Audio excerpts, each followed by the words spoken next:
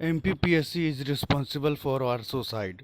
बेटा ये बिल्कुल गलत है। इस पर मैं पहले भी वीडियो बना चुका हूँ। मैं जानता हूँ कि बहुत ज़्यादा निराशा व्याप्त है, लेकिन किसी को भी गलत कदम उठाने के बारे में सोचना भी नहीं है। किसी को भी गलत कदम उठाने के बारे में सोचना भी नहीं है। आप अपना जो प्रारंभिक उद्देश्य है वो ध्यान कीजिए। आपने MPPSC देना कैसे स्टार्ट किया? आप राज्य की सेवा में आना चाहते थे, साथ में आप अपनी लाइफ को कुछ एक अच्छे मुकाम पर पहुंचाना चाहते थे, है ना? दोनों उद्देश्य थे।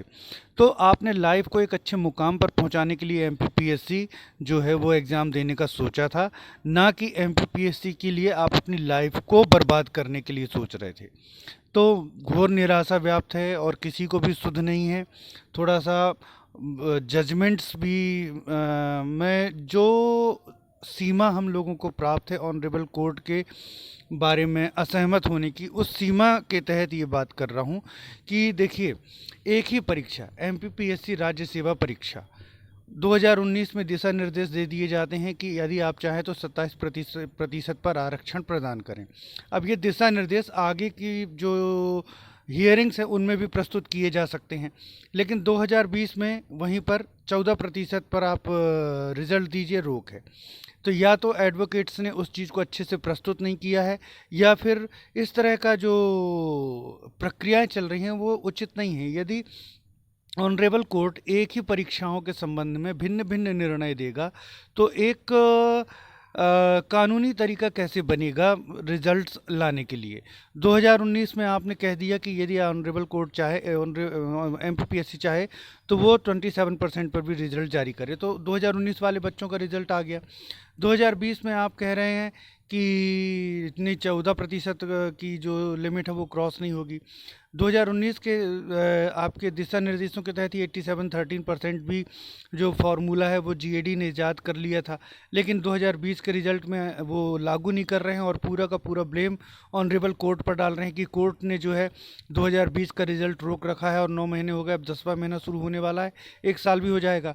तो 2.5 साल से एग्ज़ाम पेंडिंग चल रहा है, 2 साल तो पूरे हो गए हैं और 10 महीने से लगभग MPPSC मेंस का रिजल्ट वेट कर रहे हैं बच्चे, वो नहीं आ रहा। तो ऑनरेबल कोर्ट की एक स्पष्ट निर्देश जो है प्रक्रियाओं को संपन्न करने के लिए प्राप्त होने चाहिए।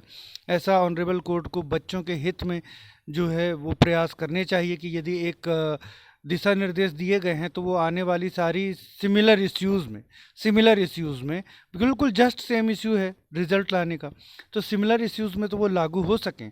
और विधि भी यही कहती है कि यदि ऑनरेबल कोर्ट जो है एक अभिलेख न्यायालय है, यदि एक दिशा निर्देश या ऑर्डर दिया गया है तो वो आगे आने वाली सिमिलर चीज़ों पर लागू होगा। तो 2020 का जो है फिर MPPSC क्यों रोक करके रख रहा है एग्ज़ाम, ये समझ में नहीं आ रहा। बच्चों के मैसेजेस आ रहे हैं MPPSC is responsible for our suicide. बेटा सुसाइड करने से कुछ नहीं होगा, प्रयास करना है। 16 जनवरी को फिर से आंदोलन की जो है डेट निर्धारित हो गई है। आपको ये बताइए, आप लाइफ स्पॉइल करने जैसा बड़ा कदम उठाने के लिए तैयार हैं, लेकिन आप MPPSC जा करके, इंदौर MPPSC आयोग के समक्ष जा करके आंदोलन नहीं कर सकते, अपनी लाइफ खत्म कर सकते हैं। क्या बात है ये?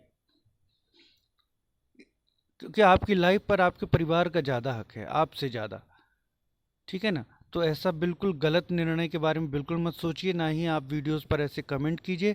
इसकी जगह आप लोग सब एकत्रित होइए और MPPSC 2020 रिजल्ट की मांग को लेकर जो 16 जनवरी को आंदोलन होने जा रहा है उसमें ज़्यादा से ज़्यादा बच्चे पहुँचें। ये सोच गलत है। ये सोच गलत है कि अरे यार चलो वो लोग जा रहे हैं, रिजल्ट आ जाएगा और घर बैठे हम खुश हो रहे हैं। रिजल्ट तब तक नहीं आएगा जब तक बड़ी से बड़ी संख्या में लोग नहीं पहुंचेंगे। आपको मैं बता दूं, पिछली बार मेरा स्वास्थ्य बहुत ख़राब था, मैं अपने साथ 2 लोगों को लेकर के गया था इंदौर, कि अगर तबीयत ख़राब हो जाएगी तो कोई देखने वाला तो रहेगा। वहाँ से आने के बाद सुबह तक तो ठीक था, लेकिन शाम को फिर तबीयत ख़राब हो गई आने के बाद, और 4 दिन में तबीयत मेरी ख़राब रही। लेकिन मैं गया था, मैंने आपसे प्रॉमिस किया था, मैं गया था। और हम 20 बच्चे 5 घंटे तक वहाँ खड़े रहे, ठीक है ना? कुछ मांगें पूरी भी हुई, जैसे रीमेंस नहीं होगा वो मांग पूरी हो गई, और आपका जो एज लिमिट थी उसकी मांग पूरी हो गई, लेकिन 2020 मेंस रिजल्ट पर ध्यान नहीं दिया गया इस बार। इसलिए मेरा आग्रह है कि आप लोग सिर्फ MPPSC मेंस 2020 रिजल्ट की मांग को रखें। इसी को लेकर के ये ग्रुप बना है और हम कम से कम मैं 5 या 6 महीने से प्रयास कर रहा हूँ।